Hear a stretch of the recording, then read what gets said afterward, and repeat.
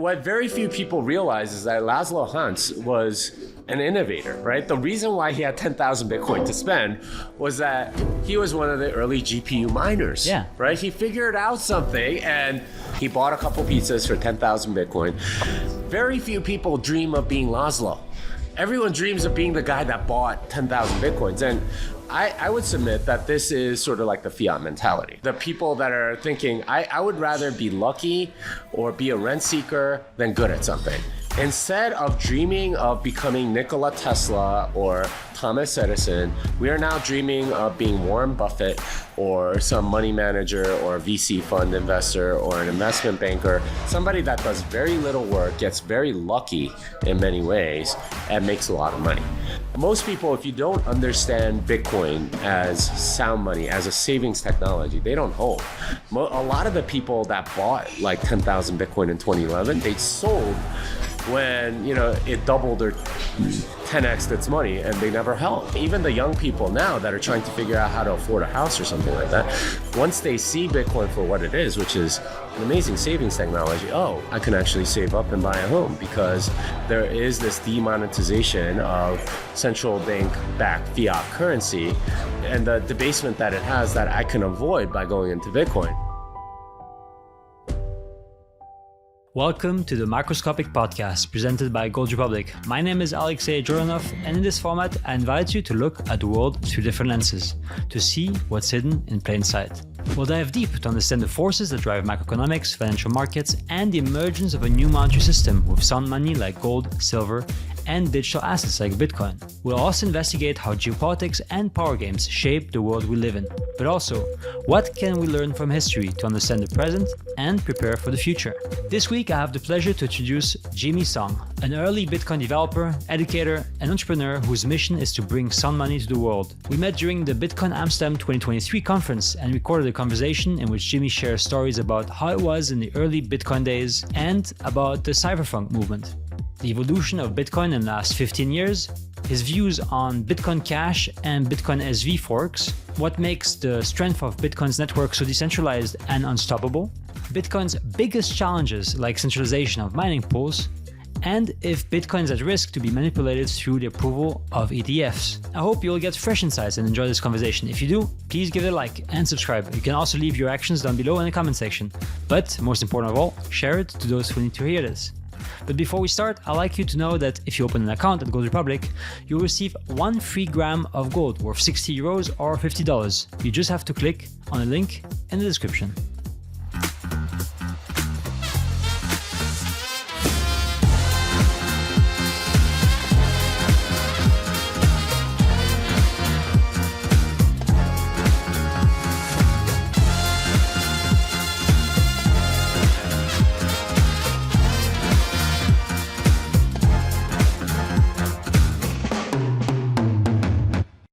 Jimmy, it's great to have you here. I've complimented you on your hat early on, and here I can do it like publicly. It's all recorded. I love your hat. Thank you. So Jimmy Song, you're from Texas. I am. And I would like to first know more about you. So meaning like maybe go back in like the early days, because you've been like a Bitcoin core developer for the I mean, I've contributed to core, so I am technically a core developer. I don't really contribute that much anymore, but my focus has been much more on creating new developers through education and stuff like that. So that's been my role. A lot of core developers did get their start like taking my class or reading my book or something like that.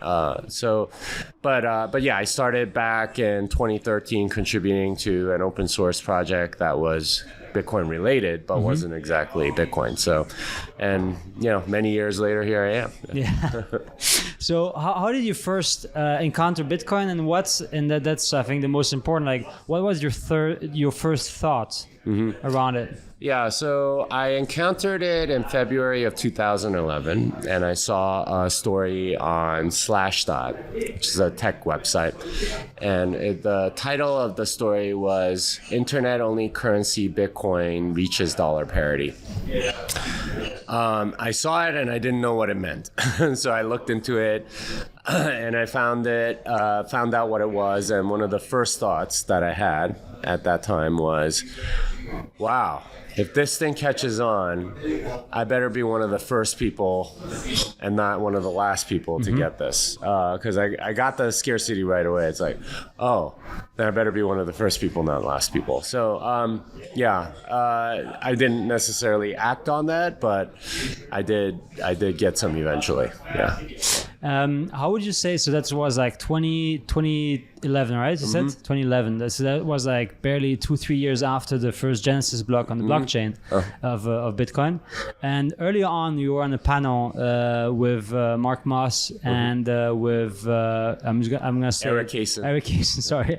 I just need to train my memory on those kind of things. Eric Kaysen, and you were, I thought it was pretty interesting because it was actually in the line of what I thought like I would ask you is about cyberpunks, like the early days of cryptography, online security, right? That's what it boils down to, because that's the only way you can assert something which is authentic is when it's secure online. So obviously, I'm gonna ask you that question. How do you see that culture, like at the beginning, that first actually started as something very niche, as very punk actually? How would you describe in those days? Yeah, so I've done some research on this, and I did have a panel in Lugano where I got to talk to Adam Back and Nick Szabo about what it was like in the early days. And you have to understand, like, the cypherpunks were not sort of like a unified movement. Very few things like that are. You had a lot of different kind of people. So you Mark Andreessen, for example, was like an early cypherpunk. He obviously went very corporate, like doing browsers, and then later like VC investing and stuff like that. And you have people like Julian Assange, who was very much about like releasing info that the government didn't want him to release, and he's obviously still in trouble for it. And other people like Hal Finney and Nick Szabo, who are very much interested in sort of like a non-government currency. They came from more of a libertarian angle. Adam, if I understood him correctly, he was in grad school when he first got into the cypherpunk mailing list. He came actually more from an academic angle. So it wasn't like a unified sort of like clean, movement, right? Like with these tenets or whatever. The reason the Cypherpunk Manifesto was written was to give the group some direction, right? Like, okay, here are the things that we agree on. It's like we come from these various backgrounds and stuff. And that was in contrast to some degree to sort of like the very stodgy academic area where cryptography actually came from. So 1976 was when Diffie-Hellman made created public key cryptography, right, through the use of mathematical groups and stuff like that. And RSA, I think, came along like a year later. And David Chaum wrote his eCash paper like in 1980. So a lot of these guys like didn't like the cypherpunks at all, right? Like these were academics, like sort of like, and the cypherpunks were like, screw you, right? Like this is where the punk part comes in, right? It was screw you, like stupid academics. You have no idea like how to implement stuff like that or whatever. And it was in a sense like the engineers to the previous generation of sort of like academics that made things in theory and didn't actually want to make people's lives better. So that was sort of like their call.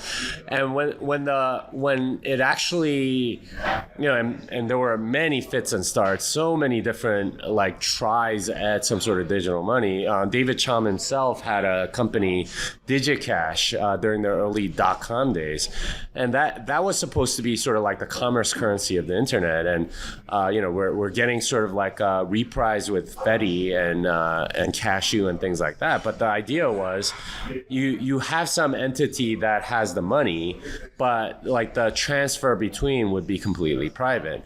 Now it lost, DigiCash lost because credit cards and companies like PayPal became much more popular, and that was the way you transacted online rather than using something like DigiCash. There were other competitors at that time too. I don't know if you remember, but you had stuff like Flues, right? Like they're like, oh, we're the internet currency, and they had hired, I think, Whoopi Goldberg to like do all these commercials and stuff, and it's one of the many stories of like the early .com era. But there were many attempts at doing something like that. I think Hal Finney's reusable proof of work was one of the most innovative ones, except it had to run on a single server, and you had to know the architecture of that server to be able to verify that that was actually what was taking place and so on. And it really, it took a long time to get to Satoshi Nakamoto saying, here's Bitcoin. Here, I'm going to combine all of these ideas, right? Like Wei Dai's digital ledger stuff from B-Money paper in 1998, and Hal Finney's reusable proof of work, and which ultimately came from Adam Back's thing about making remailers more secure through proof of work and making them compute SHA-256 and so on. And like coming up with all of that took a long time, and then it gets released, and then most of the cypherpunks reject it. It's really only that small group of cypherpunks that were really interested in digital money, and despite it being as part of that cypherpunk manifesto, a lot of them thought, okay, we've been through this movie before, right? Like Hal did reusable proof of work, Wade did B-Money, and like none of them really got implemented. It wasn't really workable, and then it comes along, they're like, it's fine, take more. Like it's probably not it. But then it keeps going, right? Like 2009 was more like experimental people mining. Like the hash rate like never really increased until like, I don't know, October of that year or something like that. And then suddenly like it starts being used for things. Like somebody pays $5 for 5,000 Bitcoin. GPU mining becomes a thing as like there's more, and those early days, just like so few people used it, and then Silk Road happens, and WikiLeaks PayPal account gets seized. So they're like, what do we do? And I think that actually put Bitcoin on the map for a lot of liberty-minded people.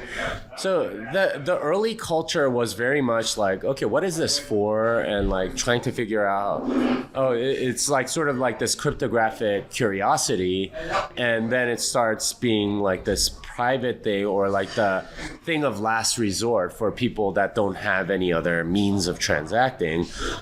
And then 2013-ish, you get the arrest of Ross Ulbricht, and it's like, oh wait, it's not just about illegal payments, there's something more here. And like that early era was sort of like Bitcoin almost, or people trying to figure out what Bitcoin was. And I don't think people really knew, which is why like all of these people that like think about like Pizza Day, for example, right? Like and there's a chapter in my new book, Fiat Ruins Everything, about like the wrong lessons of Pizza Day. And it's almost everyone that talks about Pizza Day, they think, oh, you know what, I wish I were that person that bought that pizza and got 10,000 Bitcoin for buying 2 pizzas. And it's sort of a time travel fantasy, right? Yeah. Like they're like, oh, it's anachronic. I wish I could have been a billionaire without doing any work. What very few people realize is that Laszlo Hans was an innovator, right? The reason why he had 10,000 Bitcoin to spend was that he was one of the early GPU miners, right? He figured out something, and he was like, you know what? I want to treat myself to something. I figured this thing out. I want to get rewarded, and I'm going to do this thing. And he bought a couple pizzas for 10,000 Bitcoin. Very few people dream of being Laszlo. Everyone dreams of being the guy that bought, the 10,000 Bitcoins. And I would submit that this is sort of like the fiat mentality, right? The people that are thinking, I would rather be lucky or be a rent seeker than good at something. instead of dreaming of becoming Nikola Tesla or Thomas Edison, we are now dreaming of being Warren Buffett or some money manager or a VC fund investor or an investment banker, somebody that does very little work, gets very lucky in many ways, and makes a lot of money. That couldn't sort of like be starker, right? Like the difference between the two. And I think that's what that whole thing was. And, you know, I point out in the article, for example, that there were so many scams from 2011 to 2013 that you could have fallen into, right? Like, you know, there was this guy on the Bitcoin talk forums offering like, you know, 7% returns a week, right? And he ended up getting arrested because he was obviously running a Ponzi scheme. There were all these exchanges where, you know, they just rug pulled. They just left, right? Like, there was Mt. Gox, obviously. That was the main one. There were lots of other sort of like random altcoins that were coming on starting in August of 2011, like where people were essentially gambling, right? And there were like ASICs that were supposedly in production, like Butterfly Labs and things like that. There's so many ways in which you could have lost money. It would have been a miracle for you to have held on to that. And most people, if you don't understand Bitcoin as sound money, as a savings technology, they don't hold. A lot of the people that bought like 10,000 Bitcoin in 2011, they sold when, you know, it doubled or 10x'd its money, and they never held. That's right? What any sane person would do. You have to be absolutely insane to not sell at, well, let's just say 2x, 10x, 100x, 200x, 1000x. Yeah. Like that's your level of insanity x times x as well. Yeah. Because I mean, if you're happy that you already made back twice what you put in, from let's just purely from a financial perspective, you do that, right? But either you were living under a rock and you've totally forgot about your Bitcoin, and 10 years later you find it back. Well, you lucky bastard, you just got a lotto ticket, or you're insane. Right? And that comes back to your point as well. And people didn't understand it that way in 2011. And a lot of them ended up selling at, you know, they bought at $1, they sold at 10, they're very happy, right? Or $8 or whatever. So many people sort of fell into that trap. So I think that mentality of thinking I'd rather get lucky is the wrong one. The one that you should have is, man, I wish I could have been Laszlo. What are some things that I can do now to make the network better, or to serve some customer, or to provide value to people? And I think the money sort of like naturally flows towards you if you have something that is valuable. And that's the mentality I think people should have. Unfortunately, most people don't. And they would rather, you know, be lucky than good, I guess. It was difficult and very different in that time. Like there was no, you know, Bitcoin standard that you could go read and understand that it's sound money. You barely had mainstream articles talking about it. One of the first mainstream articles to come out was Wired's, you know, like, is Bitcoin dead, in like June of 2011 or something like that, where, you know, it pumped from $1 to 30 and then fell back down, and then that's when they published the article, you know, is Bitcoin dead? And it's like, okay, that's the first article on Bitcoin that you're gonna publish or something like that. And you know, there were very few resources for anything, right? Like one of my frustrations in 2013 was learning the Bitcoin protocol. Like, all right, no one's teaching anything. There's like there's no documentation about how to program any of this stuff, which eventually led me to like write my first book, right? Programming Bitcoin. It was just a frustration. Like there's no resources for anything. And that was the case 2012. That was the case in 2013, 2014. A lot of the, I think Antonopoulos finally published like Mastering Bitcoin 2014-ish or something like that, 2013, 2014. That was like the first resource. Like, okay, finally we have something. And then there were other sort of like, you know, writings, but we didn't really get like a good economic understanding of Bitcoin until the Bitcoin standard came out with Safety and Amuse in like 2016-ish. And that was the first real thing. So like, there is no way a lot of the people that held Bitcoin in 2011, 2012 really understood what it was about. And that's unfortunate, but that's how it was. And this is why if you did hold from them, you really got it, and you were really ahead of the curve. You weren't just lucky. You understood it at a very deep level, unless kind of like you talked about, you bought some and you forgot about it. You got, it's funny because there was a story about that, like I think in Sweden, right? Like some guy bought it as part of like his PhD project. He was like researching money or something, and he bought some in 2010, 2011 or something, and it was like 1,500 Bitcoin, some ridiculous, some sick amount of money, and he discovered it in like 2017, 2018. Soon as he discovered it, he was like, "Oh my God, I'm rich." And he sold it all. And it became like one of these like popular things that a lot of newspapers latched onto. Think about being this guy or whatever. But in a sense, the joke's on him because he didn't really learn it. I think he bought a condo in Sweden somewhere with Good for him. Good for him, but you know what? There was way more upside to go that he didn't get. Yeah. Right. So had he held, he would be even richer. But he didn't get the proposition of Bitcoin. I don't know.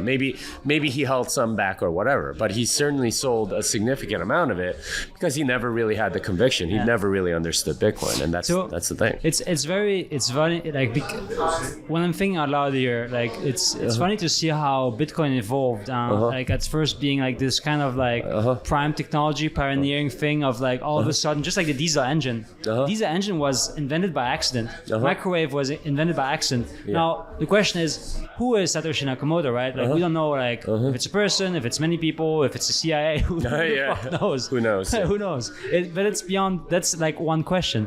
But what happened is that all those elements came together. You just mentioned all of them, and that's what created Bitcoin. But what's actually also most fascinating as well is that it also takes not only from a technical perspective, but also from a philosophical perspective, right? If we think about law being code, right?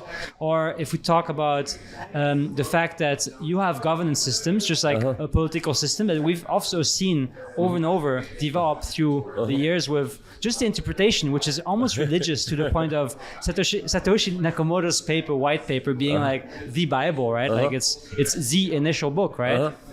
Or like a script. And there's been lots of discussion of interpretation, like the Bitcoin Cash debacle of like, is the Bitcoin a peer-to-peer cash system? So why are we considering it to store value over the years, right? And that's actually kind of like my next question is that if we look at the usage, because that's money, what you make out of it, is what people use it for. And it started as an experiment, and now it's like a massive global experiment, which is maybe like beyond any imagination that you could fathom back then already, right? How did it evolve in terms of usage of what it meant? Bitcoin 28 was not the same thing as now Bitcoin 2023, and it wasn't in maybe 2013 or whenever you discovered it. I think what we realized in 2013, and I think the seminal moment for a lot of that was October 1st, 2013. That was the day that Ross Ulbricht got arrested, and that was the day that the Silk Road was shut down. So up until that time, the narrative around Bitcoin was that it was this dark internet money for the dark web, right? The people that were doing nefarious things. And the day he got arrested, I still remember, I think it was like $130 at the beginning of the day, and it ticked below $100 that day because of the news of that arrest. But then it started going up, and we had probably one of the greatest bull market runs ever from that day till I think it was November 20th or something like that when we ticked the high point of that cycle at 1100. It went almost straight up. Like over 6 weeks, it just kept going up. And I think that was the moment where people realized it wasn't just a transactional currency, right? It's something to go buy stuff on the dark web or, peer-to-peer transactions or whatever. This was amazing because it was scarce. And that's a natural instinct that most people have. If I tell you, like, one of the best sales tactics is there's only so many of these being created, and you should go get it, right? Like, you saw Aaron Van Werdum do that with his new book. He only printed 21 copies. He's like, okay. Hey, what about that? I didn't get it, actually. Oh, okay, yeah. He made 21 copies. He numbered them, and the number one is up for auction as part of this conference. But he sold the other ones for like 95 euros each, something like that. And like that makes me want one, right? Like, there's something about scarcity that's inbred in human beings to want something that is scarce. And I think that arrest of Ross Ulbricht was sort of like that trigger for realizing, okay, this thing's still scarce, and and for that reason, it makes for actually an excellent savings vehicle. And for a lot of people in that era, they didn't really have the words to understand that it was, sound money, that you were able to use it as a savings technology. I don't think that really came into prominence until Safety really put the words to it in the Bitcoin standard. But there was some inkling of it that sort of came through in that bull run from $100 to $1,100. That 11x in 6 weeks really sort of like solidified it for a lot of people. And then afterwards, obviously people were very insistent that it get used as, transactional stuff. But the thing is, like, there's a lot of ways to transact now, right? Like, there's not just credit cards. There's not just Apple Pay or Google Pay. Like, if you go to specific countries, there are entire monetary systems built on like a specific card, right? Like, you go to Hong Kong, Octopus card will do whatever, right? Like, that's just what everyone uses. You go to Nigeria, the M-Pesa system is just what everyone there's no cat. You just, there's so many ways to do that. It doesn't, like, there are areas where those systems don't serve, and it's appropriate for those systems. So remittance is a popular one. If you're in rural El Salvador, there's no credit cards that are coming there, right? Like, you're either using physical cash or something digital like Bitcoin. Does it work in Salvador? Yeah. That's the question. Yeah, there's a lot of criticism around, like, the fact that the wallet's not working, that there's more of like this marketing narrative pushed around it. No, I mean, what is the reality there? I mean, the credit cards weren't there, so like it grew out of necessity. Bitcoin Beach didn't have credit card processors except for a couple of hotels or something. The vendor on the street wanted to take digital payments. This was the way to do it. And obviously, like, micropayments or anything on the dark web or something like that, where none of these like payment services go, that makes sense. And there is a use case for that. But I think the far greater use case is savings, because there aren't very many good savings vehicles. You have stock, you have real estate, you have precious metals, that's it. And all of them have major drawbacks, right? You have commissions, you have, storage costs and divisibility problems and things like that. So many things that prevent you from being liquid and things like that. Whereas, like, Bitcoin is way better on every metric than all of those. So that is where its real strength is, and I think that's what we've been discovering over the last 10 years. Since that moment with Ross Ulbricht, it's become this different use case that we realize is much more powerful and much more essential to civilization. Mm-hmm. And I think especially now, because I think Mark just right before you just summarized it perfectly. He said, like, well, in a system where trust is attacked, you need something trustless, and something where borders are basically being kept. If it's financially, if it's a Swift network or any type of network, need to be borderless, and so on and so forth. And enumerating all the characteristics of Bitcoin is that actually it embodies kind of like all the things that are now surfacing more and more. And you mentioned Ross Ulbricht, but there's many more events that actually happened since then that just adds point to the scoreboard of Bitcoin.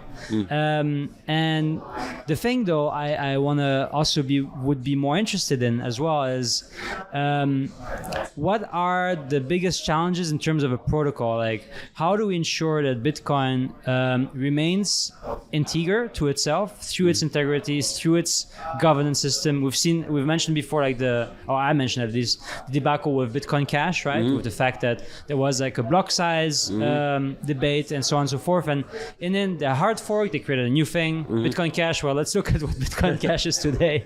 It's just basically the shadow of itself. But still, those things just prove that there is some form of governance, and it kind of works in the end, even though there's friction. Well, I wouldn't say that it's necessarily a governance system. It's just that there's sort of a maximal freedom in this whole thing because it's all open source and stuff. So the Bitcoin Cash people fork Bitcoin, right? Like in more ways than one. Not just the ledger, but they fork the code, and they have every right to do that. And turns out that they kept that system, and then they forked again and forked again after that, right? Like this is part of the system, is that you don't have to stay on Bitcoin if you don't want to. You can go make whatever. And the thing is, you're joking a little bit about how it's like a shadow of itself. It very much is, because people aren't interested in it anymore. It's less than 1% the price of Bitcoin. And that's and like the value that it has is propped up by their advocates, like basically throwing away their Bitcoin and exchanging it for Bitcoin Cash and so on. I read somewhere that Calvin Ayre has something like 11 million Bitcoin SV, which is more than half of all Bitcoin SV that will ever exist. The only reason that thing has even like 1/3% of the price of Bitcoin, or I think it's getting close to like 0.1%. Like the only reason it has any value at all is because essentially Calvin Ayre is being the central bank of BSV, right? And there are people like that on BCH, and that's completely their right to do. The thing is, once you lose interest, you don't have developers, you can't pay for a lot of this stuff, and you get basically nothing. And that's sort of the fate of all altcoins, I think, is that they go down this path of trying to have very centralized governance, and it doesn't work if the money that you're printing isn't worth anything. And you get into this sort of like downward spiral where your token's worth less and you can't pay the people that are sort of governing, and then they drop out, and then the token gets less worthwhile and so on. And Bitcoin's model is very different because it doesn't have a center, and the governance is based on consensus, where you no one forces you to do anything, and that's the key. And so as a crash course, because there's like obviously like a lot of the viewers will already be familiar, but just to make sure that we just don't leave anyone behind, maybe let's just in a nutshell kind of like describe what the whole protocol of Bitcoin ensures. Like with balancing forces, you have the miners, you have the nodes, and obviously you have the users. And how do all those entities play an essential role in the Bitcoin protocol? Well, I mean, the entire system is set up so that you have a ledger without an authority, and the only quote unquote authority is in terms of proof of work, and anyone can submit proof of work. It's kind of like hardening a page in the ledger, and it does so by doing a very difficult problem, right? Like, and it's you have to try lots of different combinations to get at it. The equivalent right now of proof of work is something like 67 heads in a row, like if you're flipping a coin, right? 67 what? Heads in a row. Okay, wow. Right, which is like that's how difficult it is to co-find proof of work. Is you need, and each time you're flipping 67 coins at a time, right? Like, and they all have to come up heads, and That's what you would call like one hash. Most Bitcoin mining hardware does like many terahashes per second. So they're doing 1 trillion of these coin flips, right? Like every second. And there's many thousands of these miners all over the world. And they're all trying to do the 67 heads at once kind of thing. And about every 10 minutes you get that. So you get a new page in the ledger every 10 minutes. As a node, you follow exactly, there are certain rules that your software enforces. And if it doesn't follow those rules, then you reject it. So everyone is self-sovereign over their own node. And if you're depending on someone else's node, then you're sort of like under them, right? Like, again, you follow whatever they do. But if you're running your own node, no one can do anything about it. They can't force you to upgrade. They can't force you to take something else. And this is the big difference between Bitcoin and altcoins. So something like Ethereum, if you don't upgrade when they tell you, then you're no longer on Ethereum. Yeah. Ethereum is what the Ethereum Foundation says is Ethereum, and not what anyone else runs. So in a sense, running your own node is not that useful. But why would you compare Ethereum and Bitcoin in the first place? Well, because they're categorized in the general public as a cryptocurrency. I agree that they're nothing similar, but this is just sort of like a contrast of styles, right? Ethereum has governance. They have the Ethereum Foundation. They have different narratives that they push, different platforms that they move to, and so on. And that's a very centralized form of governance, whereas Bitcoin is very much not like that. And in a sense, like Ethereum is very much more similar to fiat currency, which has something like the Federal Reserve, which determines the monetary policy. Ethereum has changed their monetary policy like 19 times since their inception. And you can think of those very similarly to like when the Federal Reserve Board meets and they change the interest rates or start the QE program or decide that they're going to loosen or whatever. Those are all the actions of a central entity. Bitcoin is very much decentralized because you run your own node. No one forces you to upgrade. And we have this very interesting decentralized system that runs off of that. And you have a common ledger among all of these participants. And you know what's legit and what's not. And that makes for digital scarcity at the same time. Well, I see, like, so what I got, because I was also like, I went to Ethereum events, I went really to mingling and stuff. And I'm also like, as first a Bitcoin, I would say, but I'm also, I like to stay open and to learn from everything I can learn from. Just like people I meet, I'm not gonna brand them. But what I find interesting with Ethereum, and I'm curious what your stand is on that, is that obviously that's why I said Bitcoin and Ethereum cannot be compared to each other. Yeah. Bitcoin is used in and of itself as sound money.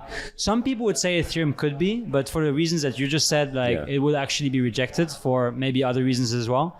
But I see it much more as a testing bed for monetary, well, actually I see all kinds of cryptocurrencies as a testing breeding ground for monetary policies, meaning that you can have networks and you can have protocols and have all their different ways of working.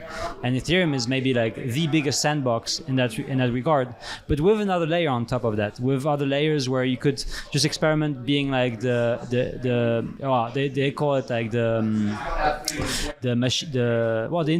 internet machines, to say, the internet virtual machine, meaning that it has a computing power to it, and you can have like different dApps on top of it and so on and so forth, fulfilling different kind of functions. And obviously, like, if you don't agree on the protocol level, that might not be interesting. But I do find like that maybe and that's also like a point I wanted to touch upon, like the future monetary system or the emergence of a new monetary system.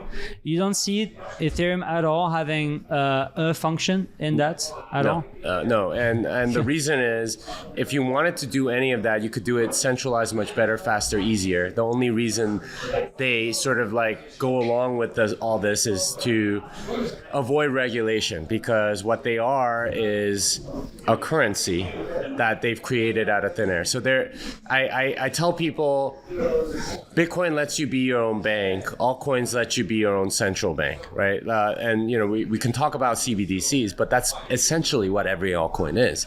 it's their own central bank, and they're a digital currency, right? Like that's what they are. And I don't see any of these innovations doing anything, right? Like it's a narrative to get pumps and dumps. It's a hotbed of scammers. And you look at all of this stuff, and it's sort of like touching on that instinct from earlier when we talked about the 10,000 Bitcoins for pizza. It's a bunch of people that want to get rich quick without doing any work. And what's very obvious is none of them are really creating anything other than to create a token that they can sell into the market.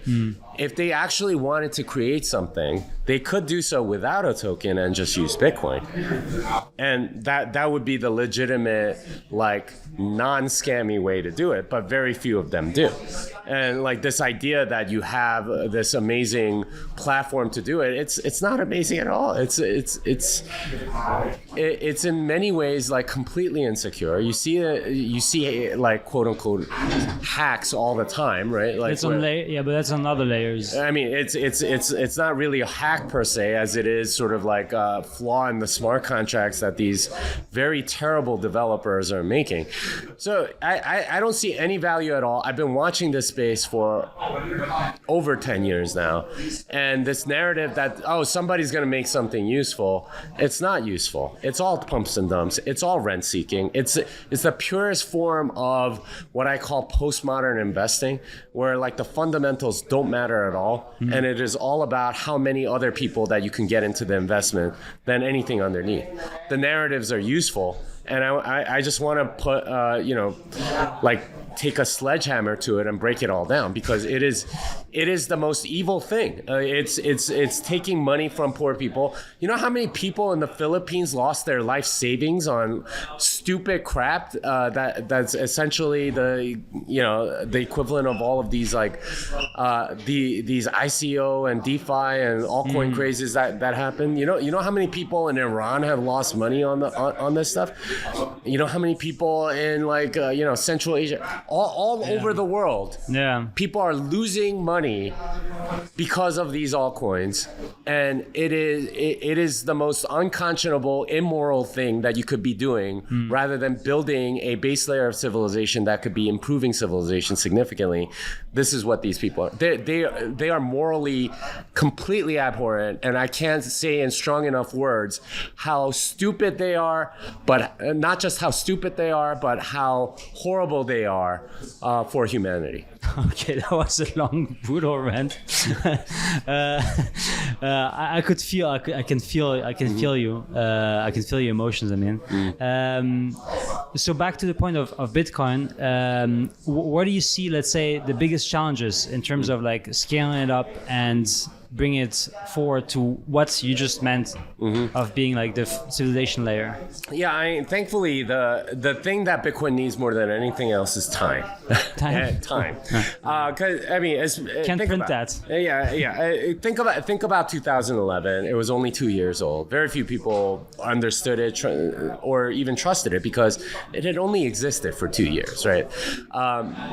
Now we're approaching the 15th anniversary of the white paper, right? That's happening in a couple of weeks.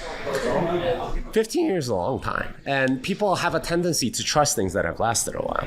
The only reason why a lot of people around the world trust the dollar is because it's been sort of like the reserve currency since 1944, essentially, and it has sort of like 80 years of history. But should the dollar go down, they're going to be looking for something that's lasted. And adoption happens in waves, because the early adopters are really sort of playing with things.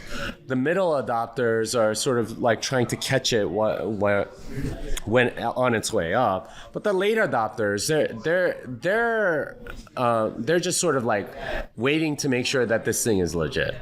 And 15 years is a good amount of time. I would say like 20 would be a big number, right? Like at that point, it's already lasted 20 years. It's not going to go away anytime soon.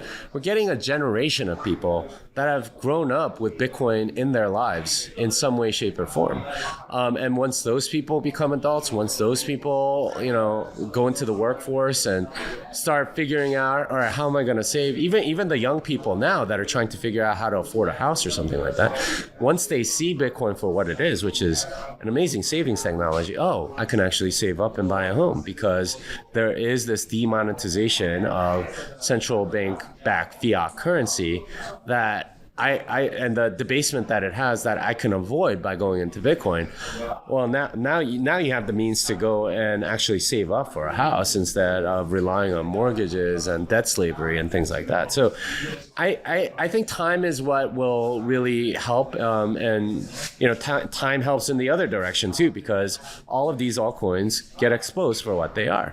Like very few people know like the first altcoins that existed, right? Besides Namecoin and Litecoin, almost no one can name any of the other coins that existed from the 2011 era, like IX coin or Grayscale or Tenebrix, right? Like no one knows what those are because they've died.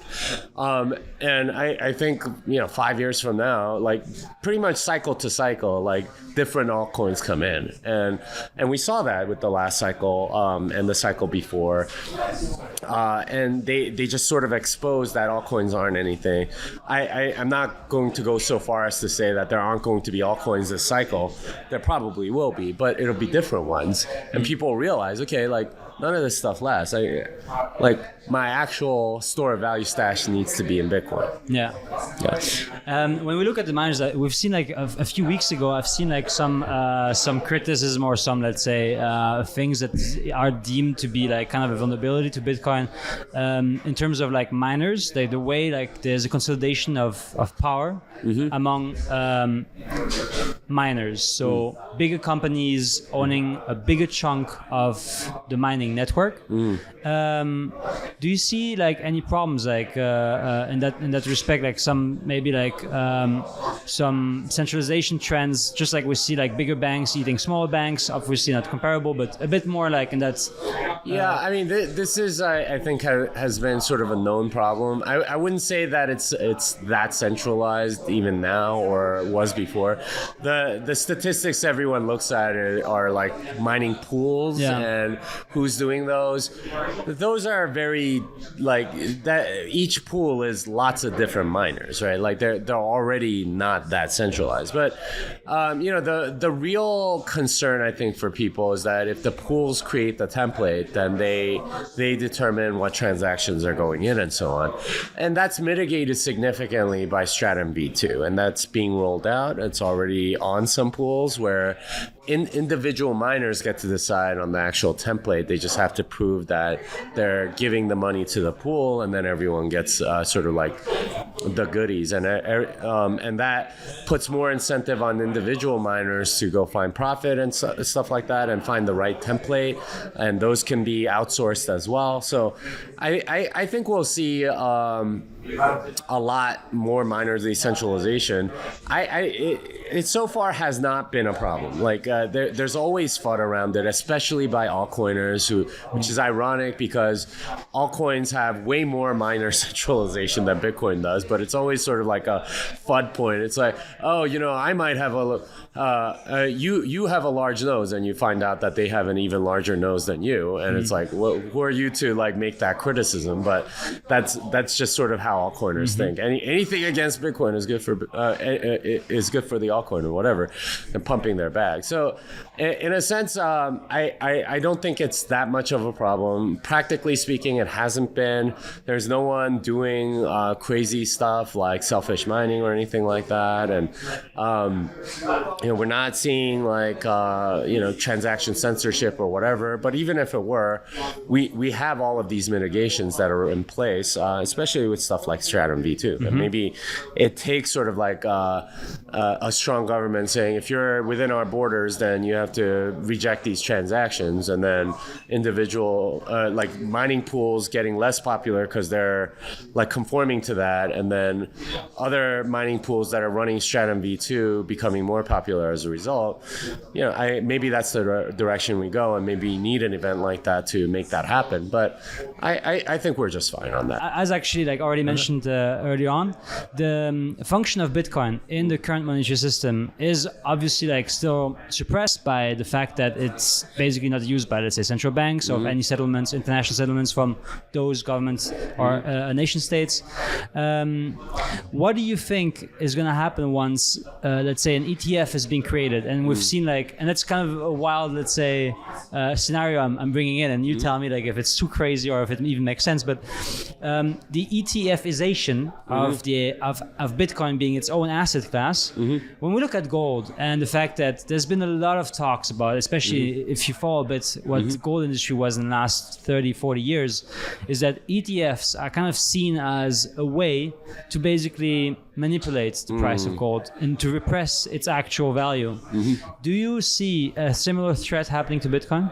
Yeah, great question. So the way ETFs work is that you can do naked shorting on them. Yeah, and and if you look at the mechanics of naked shorting, which is basically being able to short a stock or some security without actually having any of it, it expands the supply. It's the equivalent of fractional reserve banking, except for securities of some kind or another. But it's perfectly legal with an ETF, and I believe that's been happening with Bitcoin. I mean, not with gold for a long time, which is why its price is suppressed.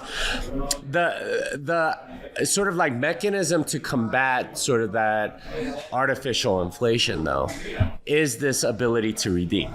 So if you do have a gold ETF, you have, provided you have sufficient shares to go and redeem it for the actual good.